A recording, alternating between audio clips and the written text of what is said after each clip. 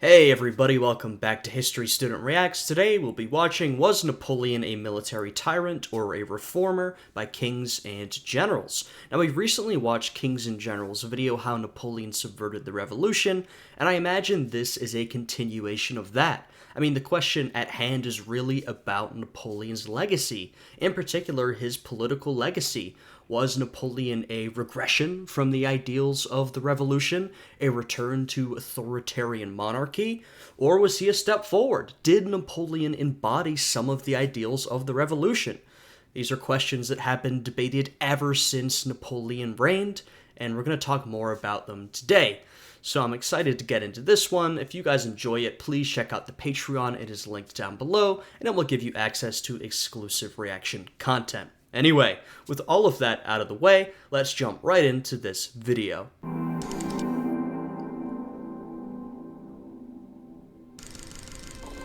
On May 5th, 1821, Napoleon Bonaparte died in exile on the island of St. Helena in the South Atlantic. Nearly 20 years later, in 1840, the British government granted French King Louis Philippe permission to return Napoleon's body to his home country of France.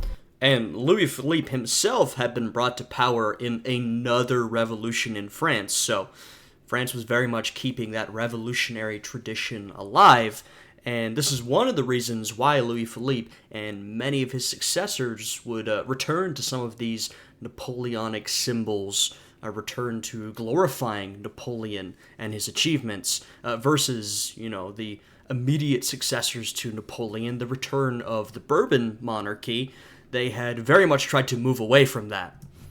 Later that year, a state funeral was held for the late French emperor, after which Napoleon's remains were interred in a sarcophagus situated. Though they could not completely move away from it. I mean, Napoleon was so all-encompassing that it was really impossible to entirely leave him in the past, even if you wanted to. Situated in a crypt under the dome of Les Invalides, where he lies to this day. The exiled emperor's return to France brought out great patriotic sentiment among the people, some of whom longed rather nostalgically for the return of a Bonapartist emperor to lead France to greatness.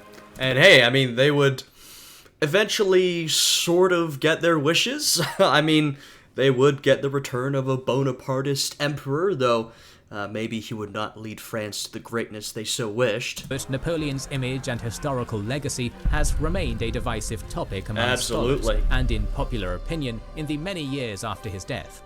Was he a self-made man who rose up in the military, social and political ranks through his charismatic leadership and bold style of action? If so, did Napoleon perceive his rise to absolute power over France as a necessity in order to achieve needed reform and continued progress to a revolution that had stagnated into violence and chaos over the past decade? Or was Napoleon a ruthless, opportunistic autocrat who let his ego and lust for power get the better of him, taking advantage of the turbulent revolution for his own personal gain, and leading France into a series of wars that would cost countless lives? Yeah, and these are the questions at hand. I mean, during Napoleon's reign and ever since, people have been debating, what exactly was Napoleon? What did his legacy mean? What was he trying to achieve? What did he believe? I mean, these are questions that we can't truly have the answers to, but they are interesting to talk about. And in that last video, how Napoleon subverted the revolution, I made the comparison to Caesar, and this is a comparison that is often made, but I think for some good reason. They had, in some ways, a similar rise, and we also see that Caesar has a very divisive legacy.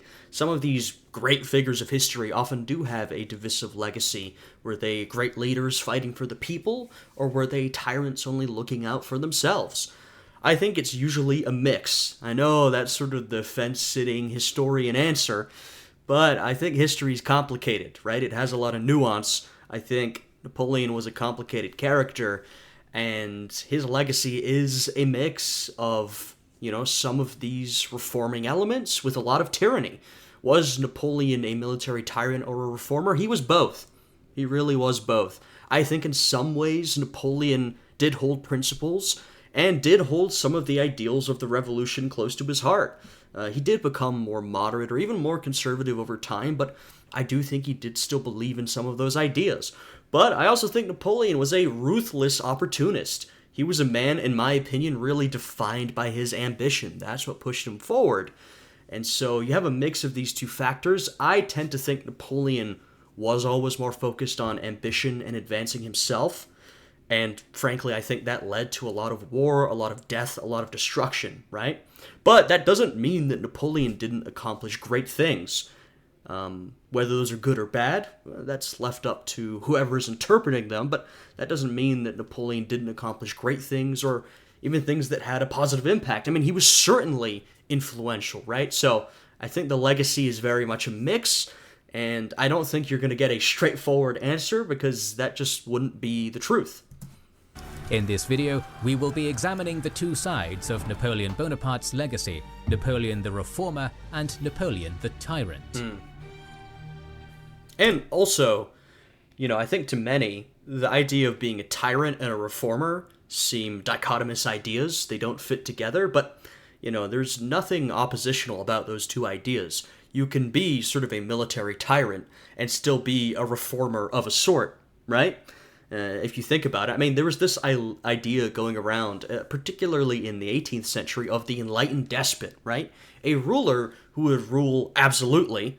This would not be any sort of democracy. It would be an absolute monarchy, but they would rule for the good of their people, right? They knew what reforms to make, how to run the government, and in some ways, Napoleon sort of embodies some of these ideas, just from a bit of a different angle.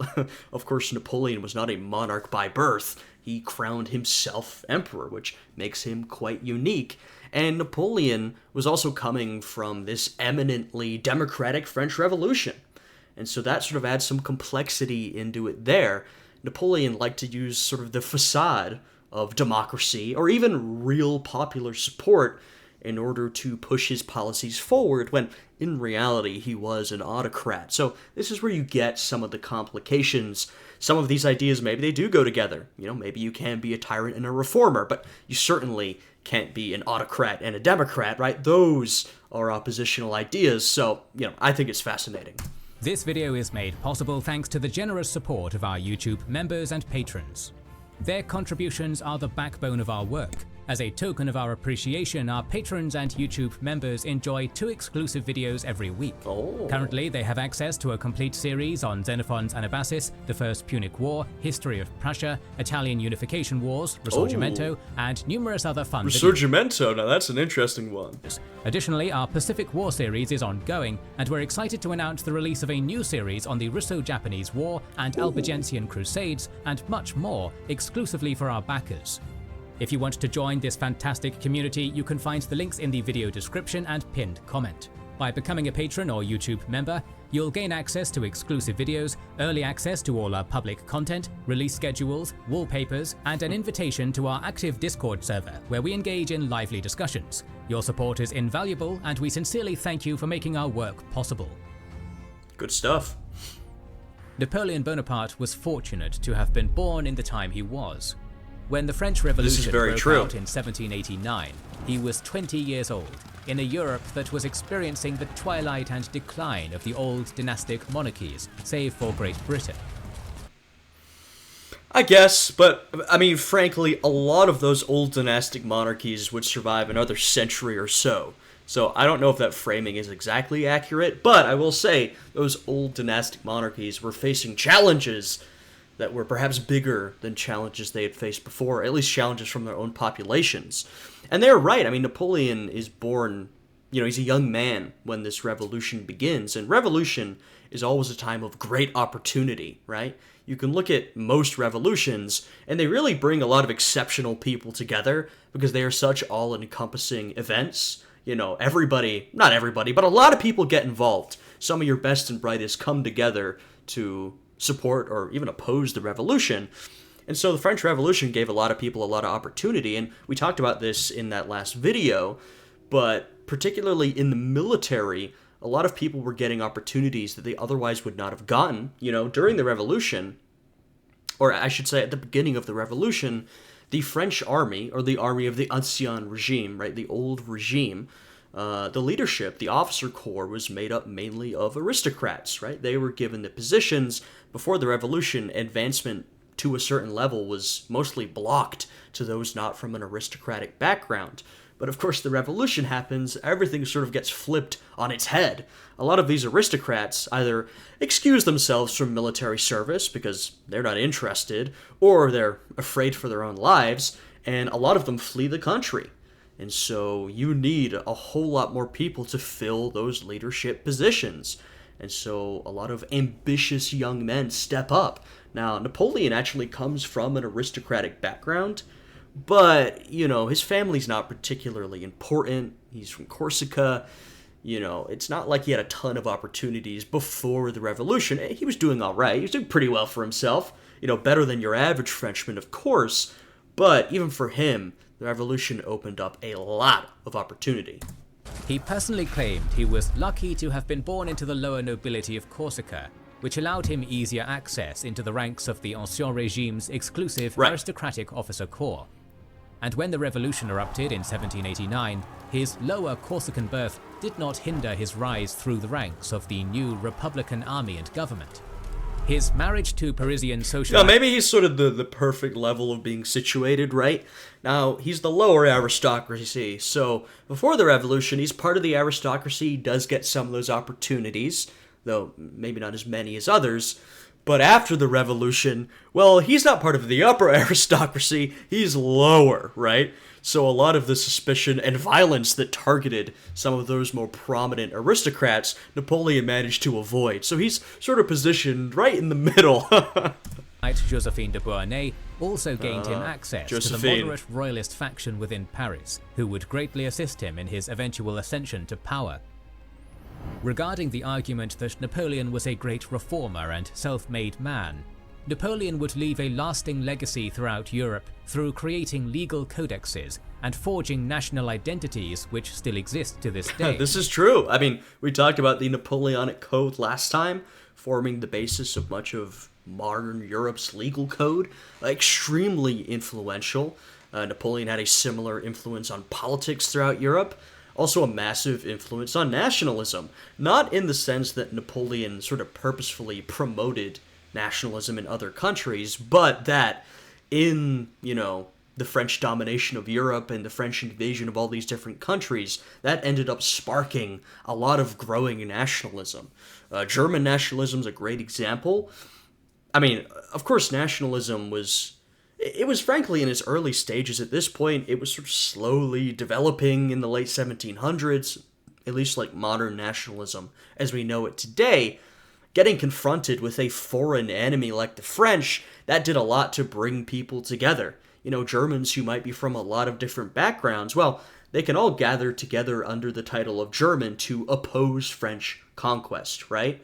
And this sort of really started that process. And so, the Napoleonic Wars had a massive influence on nationalism, also by spreading the ideas of the revolution. And a lot of the ideas of the revolution were sort of infused with this sort of early and developing French nationalism, which inspired a lot of other people, right? So, incredibly influential on countries throughout Europe and beyond, right? We can't forget his expedition to Egypt.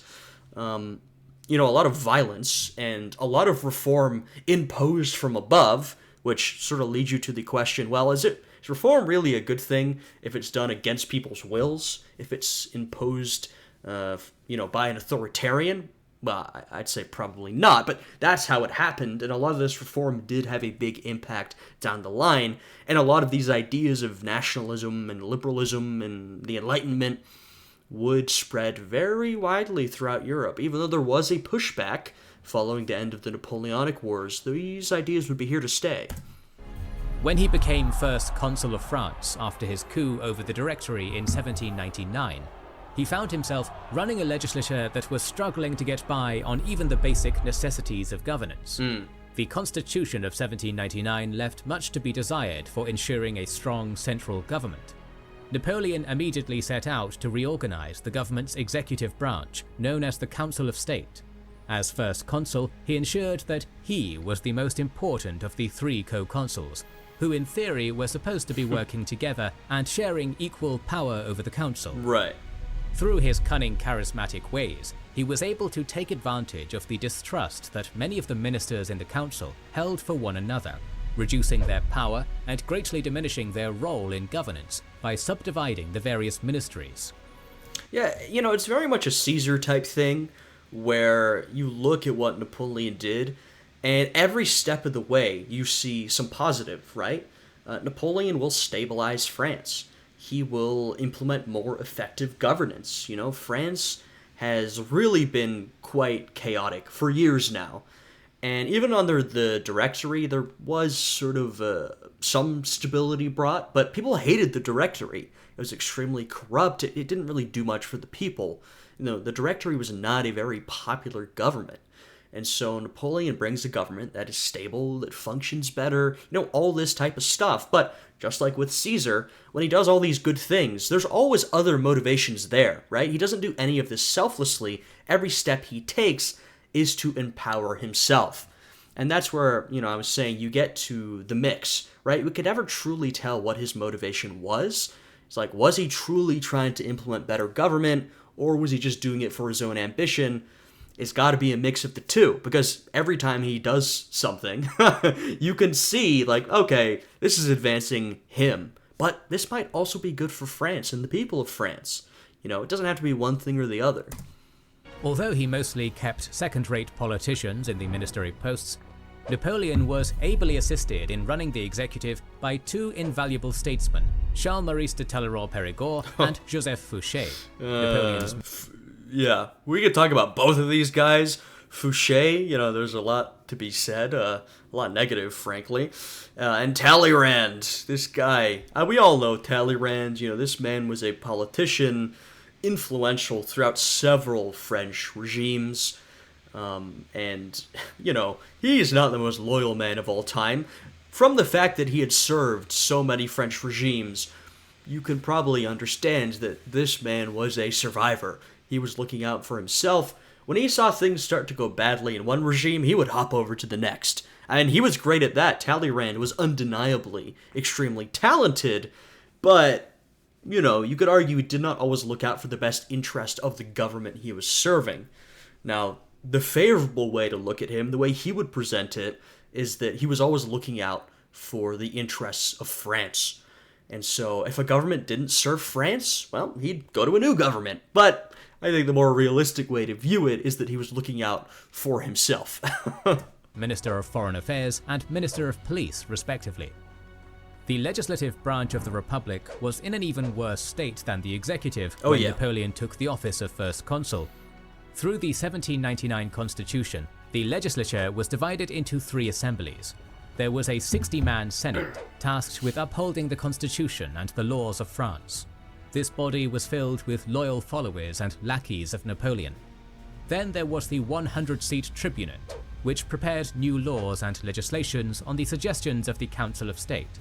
Finally, there was the Legislative Corps of 300 deputies, each selected from the various departments, who were to vote on proposed legislation, but without any chance for debate or discussion on the floor. The Tribunate would prove the most difficult of the three for Napoleon to work with, opposing Napoleon's concordat with Rome and even rejecting the first draft of his proposed civil code. Napoleon wasted little time in reining in the legislature. As to the Tribunate's resistance, he responded in 1803 by increasing the size of the Senate by a further 40 loyal members. Very Caesar-esque. And, I mean, hey, we know Napoleon was very familiar with all that ancient history. He looked up to a lot of ancient heroes, Caesar in particular. So maybe he was reading the history books and going, you know what? Let me write that down. Let me try that.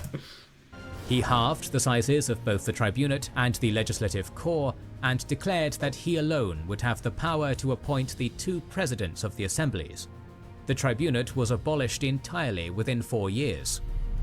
Regarding the stability and public order of France, Napoleon ensured the happiness of the masses through several methods. He took great measures to assure the common folk that he was on their side. I mean, this is absolutely key to Napoleon's legacy and his popularity, is his popular support among the people of France, and that very much did exist.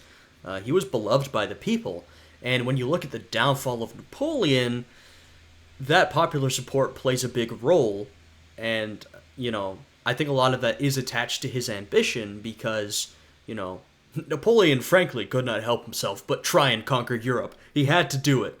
Now, look, sometimes he was sort of provoked into action, or he was defending himself, but let's be honest, this man was ambitious to a fault. He was always out there conquering. He could not allow peace to last. And some of the other powers of Europe couldn't allow it to last either, but we're talking about Napoleon, and I think that, really he couldn't stop himself. He had to keep going. And, as war continued longer and longer and longer, the people of France just wanted peace. They wanted stability, they wanted prosperity, they wanted peace. And even though Napoleon was very popular, and he was a great general, you can only be at war for so long before people start to get restless. They start to get unhappy. The quality of life starts to suffer. And by the end, 1814, 1815, when Napoleon is finally defeated, a lot of the people of France are kind of over it, Maybe they still like Napoleon, maybe they don't, but a lot of them are over the constant fighting, and a lot of people are actually happy to see Napoleon go. Now, a lot of them return to liking Napoleon pretty quickly, and even after Napoleon is permanently gone, a sense of nostalgia rapidly develops, but after the years, and frankly, by the time it's 1815, decades of warfare, there were some brief interludes, but decades of warfare, the people are tired and unhappy. So basically, keeping the people happy and keeping them supporting Napoleon was extremely important to him. And that was something that he was very good at throughout his career and would serve him very well, but we can see eventually that did start to fade, I think mainly due to his own ambition, his own folly, and that was one of the things that contributed to his downfall. Now, Napoleon's eventual defeat was a military defeat, don't get me wrong. It was not a defeat among the people that sent him into exile, but I think that definitely contributed, him losing a lot of that support. That was pretty important as well. A revolutionary land settlement through the legislature. In this settlement, he secured the common peasants' loyalty by allowing them to retain their acres of land originally seized from the church and nobility during the early phases of the revolution. And this was a big thing, right? Because the revolution, they'd snatched up all that land from the church and from the aristocrats, and frankly, a lot of that land had gone into the pockets of wealthy bourgeoisie, right? This class of individuals, your middle class, that was really thriving during the revolution, because finally, sort of the old regulations preventing them from reaching the heights of aristocracy had been lifted, and a lot of them had been enriched, but also a lot of normal French people, a lot of peasants, had bought land in their communities, and this had benefited a lot of people. And even after Napoleon was gone, there was a question of, what do we do with this land? Do we return it back to the aristocrats in the church? And this was something that France would continue to struggle with, but they really couldn't give it back, right? A lot of the aristocrats wanted their land back, but what were they going to do? Seize the land from the people and return it back? That would have caused another revolution. This was one of those revolutionary changes that was, so important and so essential that the return of the Bourbon monarchy just could not overthrow it. This was true for many of the changes of the revolution that Napoleon had basically kept going, right? And this is one of the things about Napoleon, it wasn't like he was a conservative or anything. He didn't get into office and overturn everything the revolution had done. Now, he would overturn some of it, and, there's something to be said there, but a lot of it he would keep the same. He would moderate on some things, and he was more conservative on some issues, but he would not try and overturn many of the policies of the revolution. He would keep them around, and by the time the Bourbon monarchy was restored, they were unable to overturn a lot of these big changes, even though they really, really wanted to.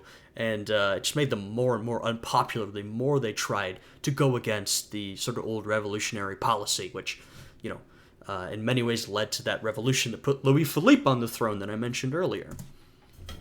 He restored the confidence of the religious peasantry in the countryside by passing the Concordat with Rome. The Republican government of the French Revolution had urged the creation of a secular, non-religious state and society in France, but the Concordat with Rome restored the status of Roman Catholicism as France's predominant religion. In urban centers, Napoleon kept the masses happy. And that was a big one, right? Because, we look at the revolution alienated a lot of people. That's why you get, like, the revolt in the Vendée that was put down so violently. Particularly, it alienated a lot of the French peasantry, which was most of the population, who were often quite conservative and quite religious. And really, religion was the number one thing. Even those who were on board with some of the revolutionary policy, when it came to the French Revolution's anti-Catholic stance, and they were pretty extremely anti-Catholic at times, the peasants were just not on board. And so Napoleon normalizing relations with the church, bringing Catholicism back in, a lot of French people, a lot of the peasants in particular, but just most of the population absolutely loved that. Through Roman-style bread and circuses, he was a great patron of the arts, particularly to suit his needs in the field of propaganda, where he sponsored great works of art by the French painter Jacques-Louis David, which glorified the ideals of the French Revolution, France's recent victories over the coalition armies of Europe, and of course Napoleon himself. Yeah, and I mean, David was one of these great artists who were sort of part of this Enlightenment wave and very much drew on a lot of Roman history, right? I mean, you can look at his paintings. There was a lot of classical and Roman influence. And Napoleon, like he did with many Enlightenment ideas and put them to work, And once again, you get to that complexity of like, is Napoleon really supporting these more Enlightenment liberal ideas, or is he just using them? I don't know. But hey, he took David and he put him to work, and David produced many of the most famous paintings of Napoleon's reign that we've all seen, that they were just showing on screen there.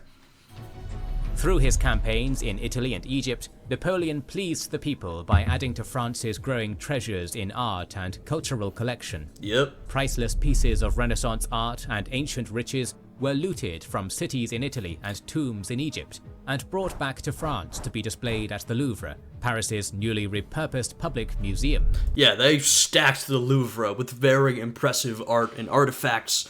And the Egypt side of it, it was this sort of exciting mission of uncovery. This is really the start of a lot of this Orientalism we'll start seeing.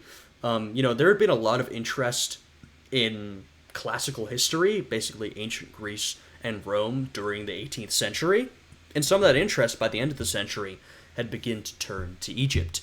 And Napoleon would feed into that and really, honestly, create a lot of this interest, what we call Egyptomania, or just Orientalism, through his expedition to Egypt, the Rosetta Stone, finding all these artifacts, sending them back, and then the French were notorious wherever they went, throughout Europe, Egypt, wherever, for looting. They loved to loot. I mean, they did a lot of this in the Iberian Peninsula, which made them particularly unpopular, but they did a lot of it in Italy, too. I mean, I'm sure you can imagine Spain, Italy, there was a lot of priceless and very important art to be stolen, and the French did steal it.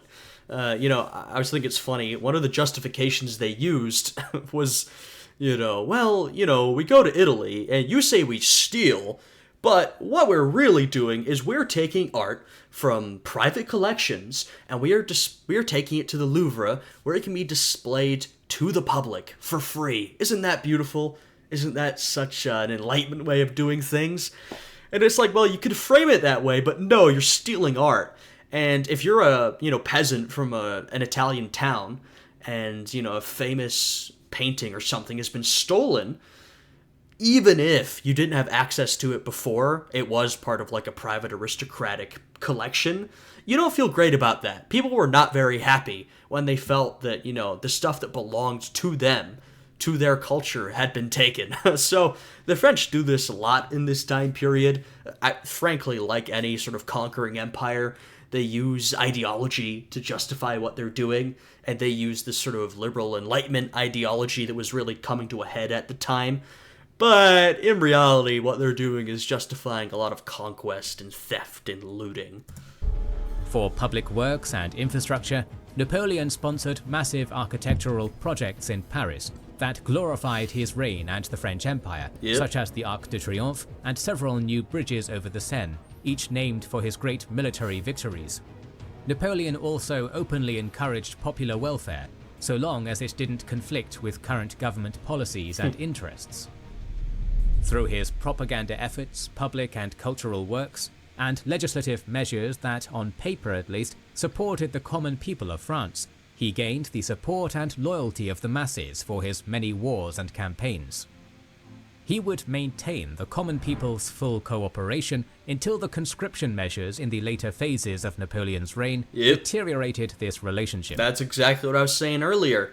He had a lot of popular support until the war started to go on too long, conscription, people are getting really unhappy, and, that's when things sort of started to go bad.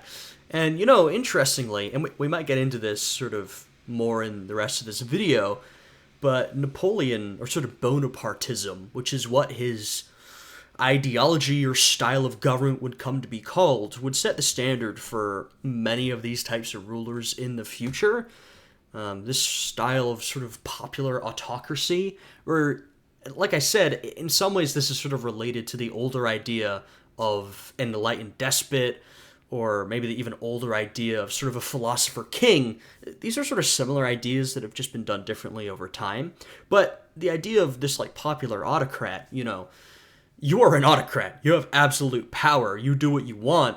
But also, you want to please the people, right? You want to be popular, you want them to be happy, and, Napoleon's playbook would be followed by many autocrats in the future. Like I said, I think one of his tricks would be used widely, and frankly still is used widely today, which is the use of plebiscites, or, elections, or referendums, right, on particular issues, where Napoleon would only ever hold an election or a referendum when he knew he was going to win, right? These were not referendums that had a chance of actually changing anything, but they did make Napoleon look very good. He could say, I've got the support of the people. This is basically democratic. And as we know, a lot of authoritarian leaders, even today, will use sort of the farce or facade of elections, whether they be real or faked, in order to legitimize their authoritarian rule. So the stuff Napoleon is doing here is will be used by a lot of later leaders and developed by a lot of later leaders. Napoleon also went to great lengths to reform France's finances, following the economic crises of the Revolution. Right. The revolutionary government had already done much to do away with the burdensome taxation system of the Ancien Regime, and once again Napoleon's able subordinates in public office greatly assisted him in his financial reforms. Through the efforts of France's Minister of Finance, Martin-Michel Charles Godin, the Director of the Treasury, François Barbé-Marbois, and prominent French merchant, Nicolas François, Count Molienne, Napoleon was able to increase the efficiency of tax assessment and collection throughout the state. Another important financial reform of Napoleon was his creation of the Bank of France in 1800. Right, and so, these policies are just very much continuations of that liberal Enlightenment era revolutionary policy, right? And this is where you get, well, clearly he's a reformer. He's taking these sort of efficient governance, financial reform that the revolution purported, right, based on these new ideas of economy, Enlightenment ideas, and he's bringing them further, right? That's just a sort of basic modernizing liberal reform. So I had a point to reform it. Once again, it's complicated. In many ways he was an autocrat, but he's also doing a lot of these reforms that are absolutely not in opposition to the ideas of the revolution, right? Last time we talked about how, or whether Napoleon subverted the revolution, and he did in some ways, but in other ways, this is basically him continuing revolutionary policy. Which was granted full control over issuing paper currency, and responsibility in administering the national debt and interests. Through these financial reforms, France's economic situation improved vastly in the early 1800s, allowing the first consul to afford his expensive wars against the coalition armies of Europe. Nice. When it came to administrating France's overseas colonies in the Americas, Napoleon saw the futility in properly maintaining the country's overextended and isolated colonial territories. The success of the Haitian Revolution in the West Indies would lead him to give up on any ambitions he had of reviving a strong French power base in the New World. and he eventually sold off the expansive colony of Louisiana to the United States in the Louisiana Purchase of 1803, granting the French government vast sums of money to finance Napoleon's wars and reform projects. Right, and so, of course, this is a decision that was far more important for America than it was France, right? I mean, France got some cash on hand, which is absolutely what they needed. America managed to purchase an absolutely vast amount of territory that is very important to the United States today. But overall, and I guess we'll bring up Haiti now because they sort of mentioned it, this is absolutely a point in the military tyrant category, Napoleon's treatment of Haiti, right? I mean, at this point, 1803, Haiti had been in revolution for like 10 years. Plus, 10 years basically. And, they'd been fighting for their independence. Initially fighting for their freedom, right? And in 1804, Haiti would declare independence under Jean-Jacques Dessalines. Of course, Toussaint Louverture was a leader for much of the 1790s. But he had, in the end, sort of been defeated and captured by the French. And Napoleon, at this time in the early 1800s, saw this, and Haiti was really, or Saint-Domingue, which was the name of the colony, was really key to French colonial ambitions. Haiti made them a ton of money. It was one of, if not the most profitable colony in the world. It was extremely profitable. It's definitely France's most profitable colony. And it was the staging base for the rest of their colonial ambitions in the Americas. But at this point, Napoleon decided, we've basically been defeated in Haiti, right? It's not working, fine, we'll give up on the colonial ambitions. But then later in his career, his time as emperor, he decided to try and reconquer Saint-Domingue, the colony, Haiti, and try to re-enslave the people. Now, it went terribly for the French and it didn't work, but that's definitely not a point in the reformer category. That's about the least reformer thing you can do, try and reinstate slavery in your colony, right? And so that's one of the things, when I think about Napoleon as a tyrant, that's probably one of the worst parts. I often think about, I mentioned this last time, there are a couple of aspects to looking at Napoleon in a more negative light. One of them is sort of the military tyrant, the authoritarian part, but I think more so the two things I look at are the immense death and destruction caused by his wars, which I think were primarily due to his ambition. His actions led to so many deaths, and that's not necessarily related to sort of the authoritarian part of it. And then I also look at his treatment of Haiti, right? The attempt to reinvade, take over, and re-enslave. That's a really sort of bad moment in Napoleon's reign. That's a really dark mark on his record, in my opinion. Reforms to the French economy also provided for the improvement of private business ventures. Full employment and the opening of foreign markets opened up lucrative new business opportunities for French merchants. However, when it came to overseas trading, Napoleon's economic policies failed miserably once hostilities renewed with Great Britain in 1803. Napoleon had tried to induce an economic blockade on the British Isles through a policy known as the Continental System, but enforcing this across the empire's rapidly expanding territories and markets was easier said than done. It just wasn't going to happen. First of all, it's just impossible to enforce. How are you going to make all these different countries not trade with the British? It ain't going to happen. Second of all, Britain is really developing its dominance of the high seas in this era. Napoleon's Egyptian expedition was an attempt to combat that, to take a swing at Britain's colonial empire, its growing colonial empire, and it was a complete failure, right? So Britain still has a lot of territory in the Americas, of course it has territory in India, right? It has this growing global empire. It can do a lot of trade.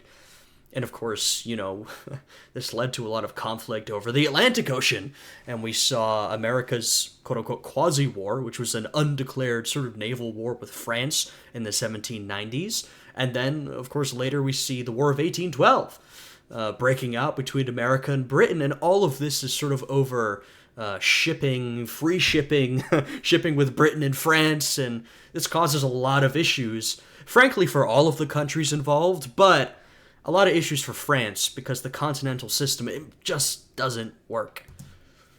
And the lucrative practice of smuggling British goods into continental European markets soon became commonplace. Yeah. Despite this setback, government enforcement and supervision of the French economy produced great material wealth and prosperity to individual subjects in the empire. Perhaps the greatest and longest-lasting legacies of Napoleon's constructive work reforms was his implementation of a new... I said this in the last video. I think the Napoleonic Code is one of Napoleon's greatest achievements, if not his greatest, honestly. And that is with recognition that the Napoleonic Code was only so influential because of his conquests, right? It was only so influential because he conquered Europe and implemented it everywhere. So without that, it would not have been so influential. But with that in mind, this might be his sort of longest-lasting legacy. I mean, the Napoleonic Code Napoleon, has been incredibly influential on Europe since. Civil Code, commonly referred to as the Napoleonic Code. As first consul, he had taken a vested interest in reforming the faulty legal codex of the French Republic, and in 1800 he formed two commissions to review the law, which were later combined into a single body, run by second consul Jean-Jacques Régis de Cambacérès. The commission's proposals were passed to the Judicial Committee of the Council of State for review, before then being presented to Napoleon for final approval. Earlier attempts by the revolutionary government to reform France's legal system had greatly assisted Napoleon in his current efforts to implement the Civil Code. The basic tenets of the Civil Code, or Napoleonic Code, upheld the principles of toleration, equity, the value and sanctity of private property, and the central significance of patriarchal family values. And you can see why this was so influential, right?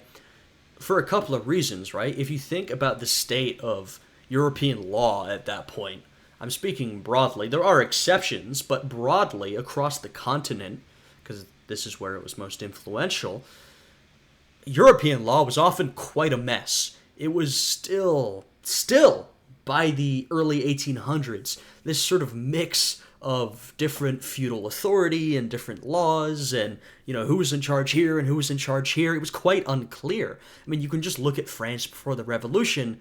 It was a mess. And as they said, the revolutionary governments had already moved in the direction of this. I mean, that was one of the big things, right, for this sort of Enlightenment movement. They wanted to make government more effective, centralize, improve bureaucracy, these things we might call modernization. And so Napoleon, he sort of cements this and brings it to its fullest extent, which is influential in France, but then influential across Europe, because they are still dealing with these sort of quasi-feudal legal systems. And this is a massive step in improving and centralizing and making more efficient and understandable and legible these systems of law. And then secondarily, along with just making the systems more sort of effective and efficient and centralized, and of course that has an ideological significance to it, but you bring along this ideology, right? This sort of Enlightenment era liberal ideology of toleration. That's a big point. Toleration of people with different religious views.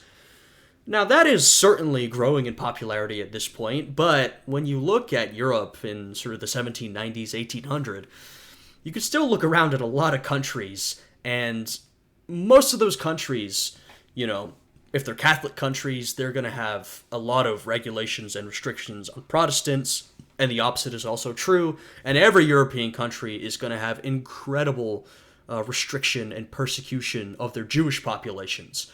And not to say that Napoleon had developed perfect toleration, but it was a big step in that direction.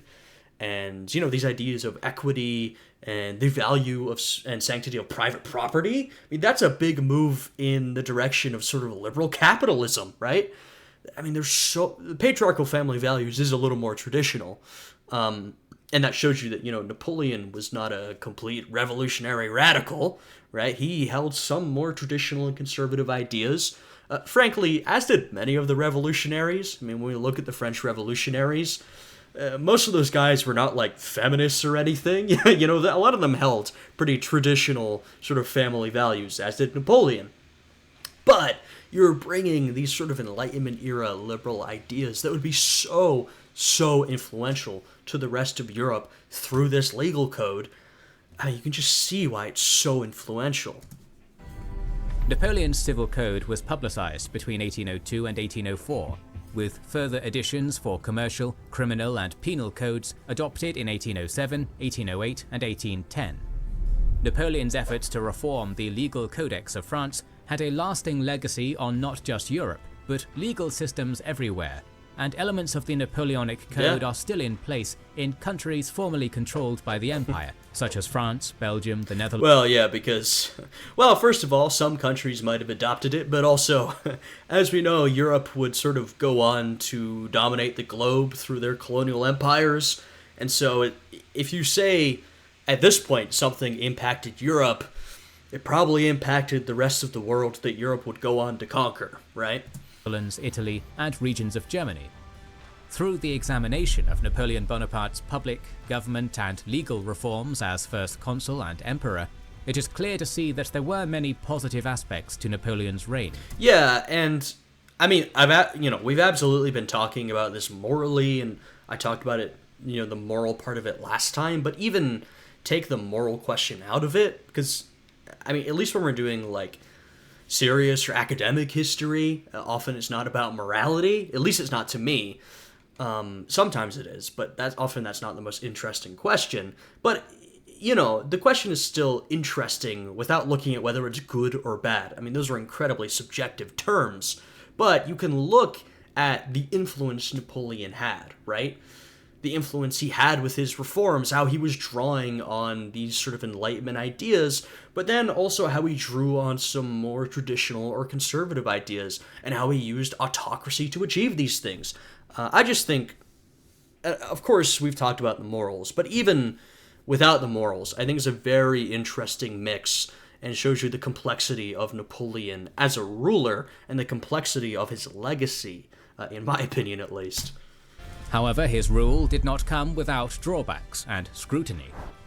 Sure. Scholars and historians often debate the role Napoleon played directly in the series of highly destructive wars which ravaged Europe from 1792 to 1815, now known to history as the Napoleonic Wars.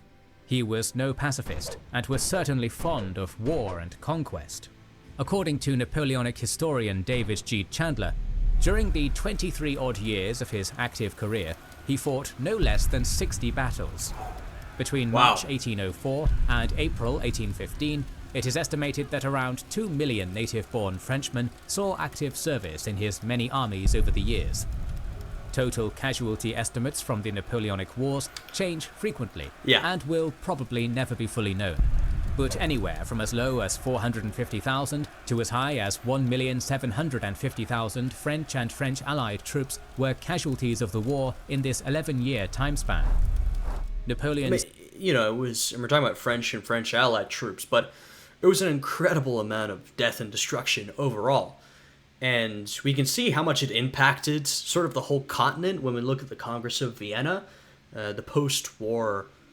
Well, Napoleon returned in the middle of it, but the post-war Congress that was to settle everything, right? And sort of the main goal of this conference, of this Congress, was to prevent any sort of wars like this in the future, because it was so unprecedented, It was such a major conflict with so many deaths, and the men who lived through it did not want to see it happen again, and so they...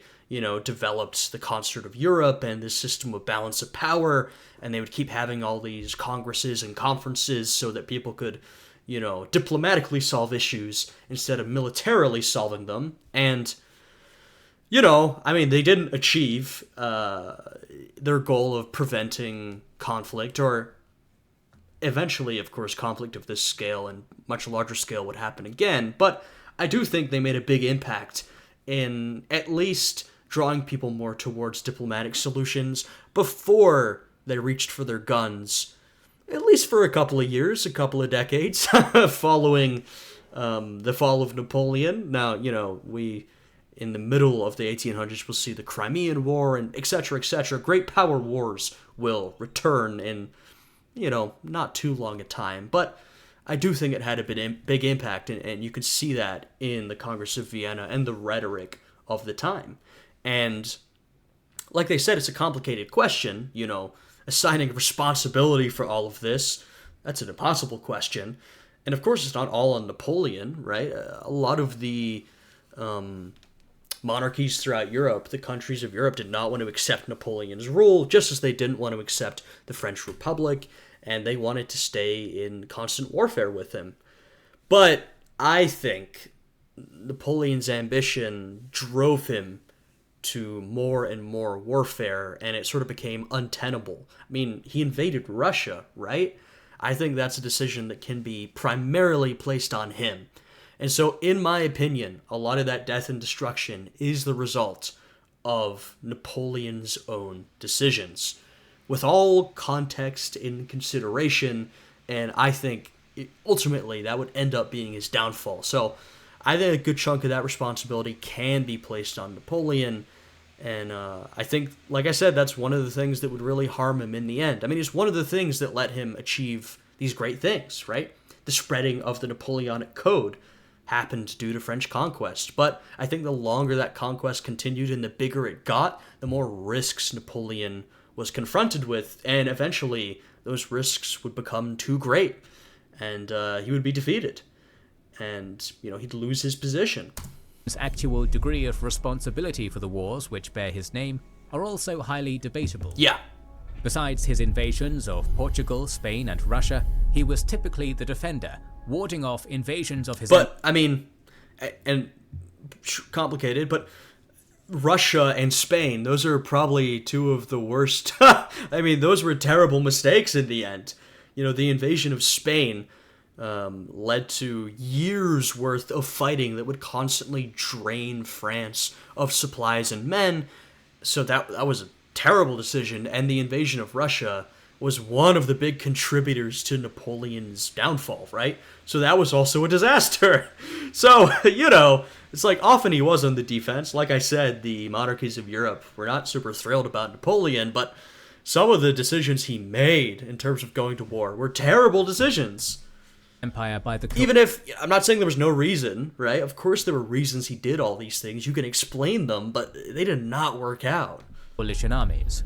There is no doubt, however, that many of these invasions were provoked by the emperor himself. Yeah. But to say that Napoleon was directly responsible for the wars of his age is a bit of a stretch. Yeah. Britain, France, and their allies had been fighting wars with one another for over a century prior to the revolution, and it's unlikely that, had Napoleon not risen to power, these frequent conflicts wouldn't have still continued.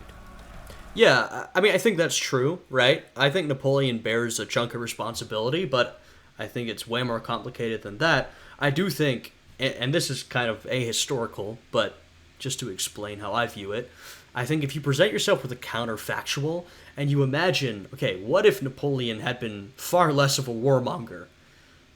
What would have happened? Well, certainly wars would have continued. I'm sure Napoleon would have fought several wars, even if he hadn't been seeking them out. But, in my opinion, the scale of those wars would have been much smaller than they ended up being in real history, right? With Napoleon as he was. I think that's the question you have to ask yourself. How would things have been changed had Napoleon been less enthusiastic about fighting all these wars? And I think things would have changed. I think the scale would have been smaller. I think things might have been different for Napoleon even. Maybe he would have been allowed, had he just sort of kept it small scale and defended himself, which he was absolutely capable of doing. I think maybe allowed isn't the right word, but maybe the European powers would have been forced to let him stay in power. I mean, they couldn't overthrow him, and maybe he would have ruled for a long while over France. Maybe I mean, who knows, right? Maybe bringing peace and prosperity, or maybe not, right? Maybe things would have been worse. I mean, you can never really know. That's why counterfactuals are so difficult, and like alternate history. And they're, it's not very academic, but it's an interesting question to think about.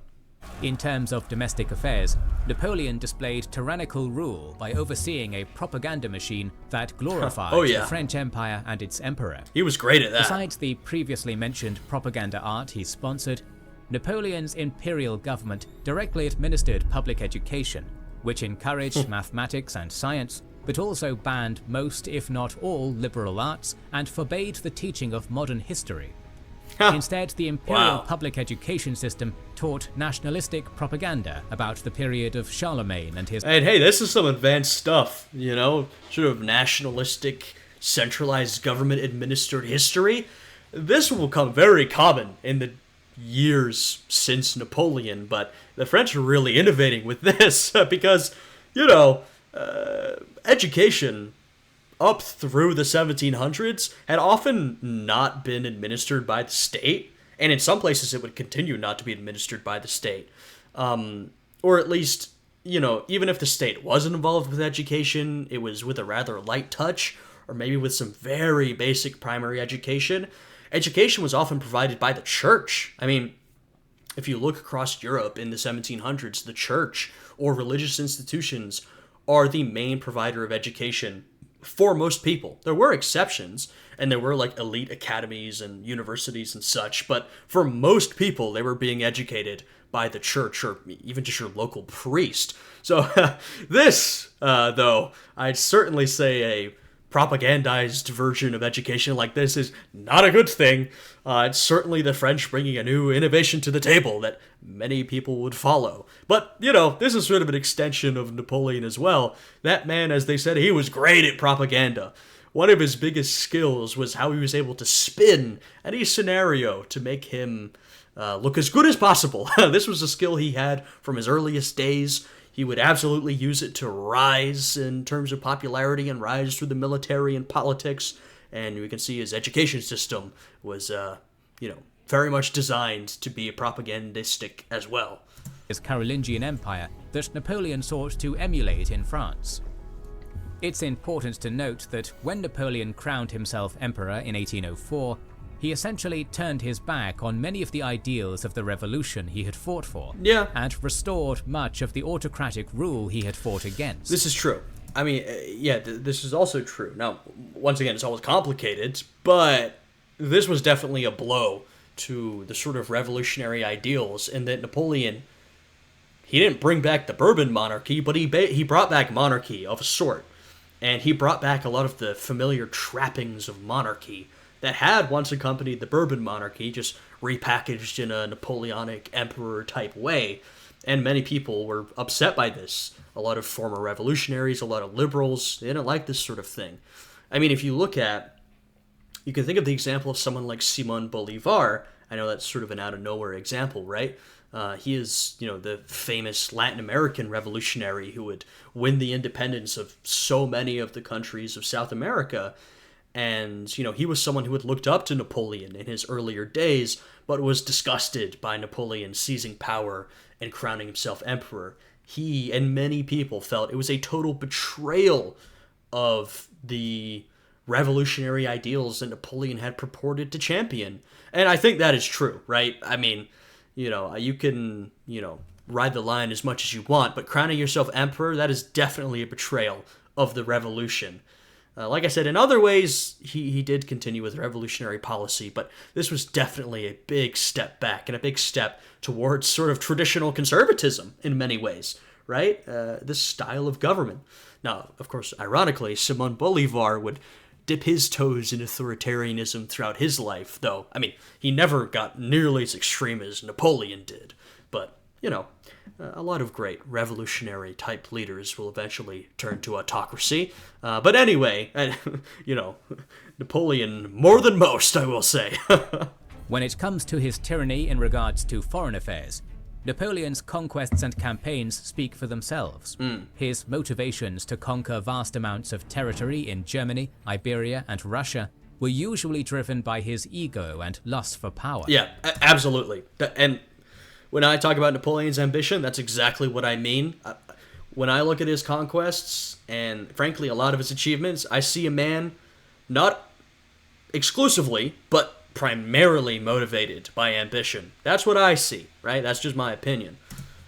In the case of Spain and Portugal, Napoleon's reputation takes a great hit in these countries. Yeah. In what would prove a serious miscalculation, Napoleon overthrew the Spanish Bourbon monarchy and placed his brother, Joseph Bonaparte, on the Spanish throne. Not good.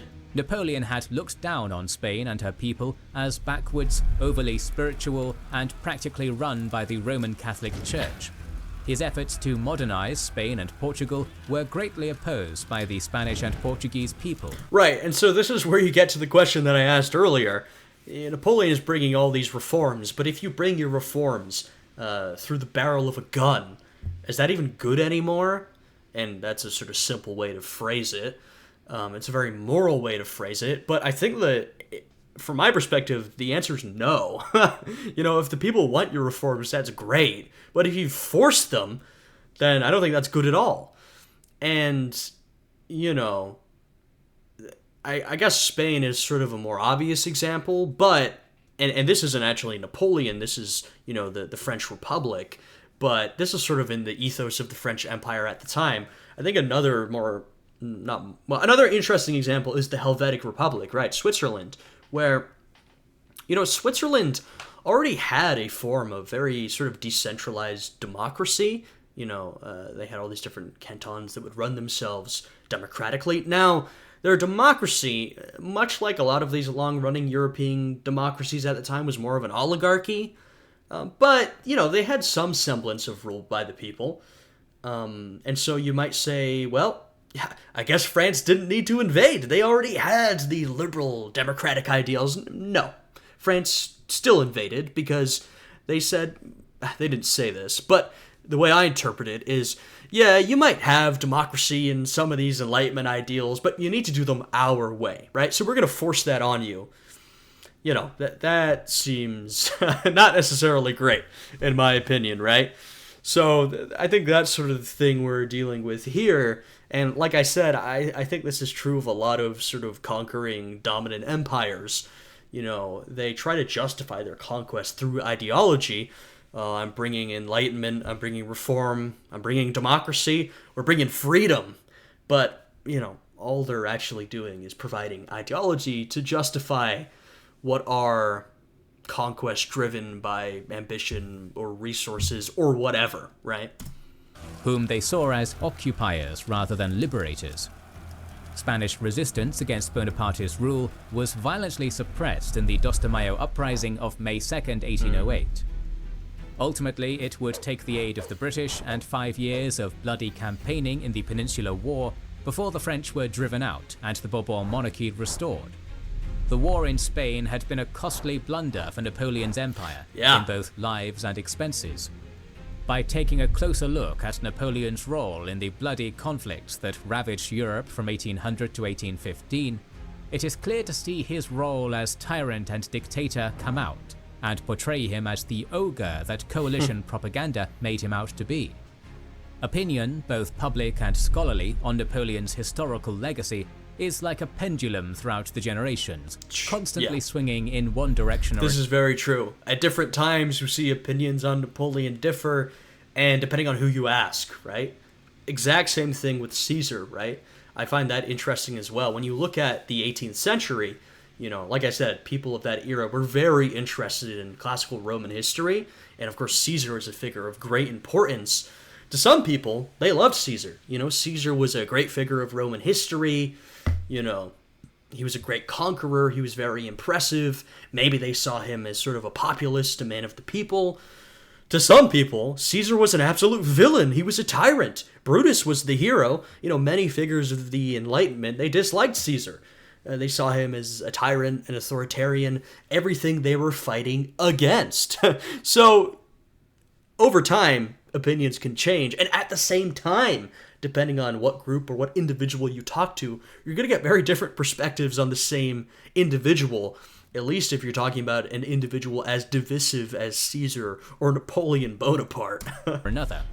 After the return of the emperor's body to Paris in 1840, The French people once more sought the return of the Bonapartes, and when his cousin, Napoleon III, formed the Second French Empire in 1852, he would openly encourage the positive image of his late uncle's reputation and legacy. Especially after the French defeat in the Franco-Prussian War of 1870, the French people would look nostalgically on the times of France's greatness under... And, I mean, frankly, Napoleon III, his rise to power was very much based on his name, his association with Napoleon Bonaparte. That was one of the things that made people love him, you know? A lot of people who, maybe they weren't so invested in politics, but they saw another Napoleon was up on the ballot. Well, there you go. That they had that nostalgia for France's, time as a great empire. And so that was a massive part of his image and legacy. Though, of course, Napoleon III, though, I mean, his legacy is very complex as well. He did accomplish some impressive things, but his time is not remembered super well overall. He was a bit of a bumbler, to be honest. Things didn't end super well. So, he's certainly not remembered as Napoleon Bonaparte was, as this great leader. His legacy is much more diminished. Emperor Napoleon I. Generals across Europe would study his tactics and strategies to try and discover his secret to success on the battlefield. Mm-hmm. But after the horrors of World War I, public opinion would again shift towards Napoleon's contemporary depiction as a warmonger who spilled gallons of European blood in his personal pursuit of glory. Yeah. After World War II, the pendulum swung back to center, and Napoleon's image as either a great reformer or tyrant remains a debated topic to this day. As David Chandler states, the Earl of Clarendon's remarks on Oliver Cromwell perhaps best summarized Napoleon Bonaparte. Oh. A great bad man. We plan to cover the fascinating lives of history's other great leaders in the future, so make sure you are subscribed and have pressed the bell button to see it. Please. Alrighty, that was a great one. A great one. Bad is a strong word, but yeah, a complicated guy. Certainly a great leader, but one that did bad stuff, but good stuff, At the end of the day, I guess I'm someone who's sort of in the middle of the spectrum, in the sense that I think his legacy is divisive because it's complicated. You know what I mean? I don't think it's, was Napoleon a tyrant or a reformer, as the title says? I think he was both, right? You can be both at the same time. And Napoleon was a man who was many things, and his legacy is full of contradictions, but that's how it was. I had a good time with this one. I yapped a lot, just as I did in the How Napoleon Subverted the Revolution video, but I find this a fascinating topic.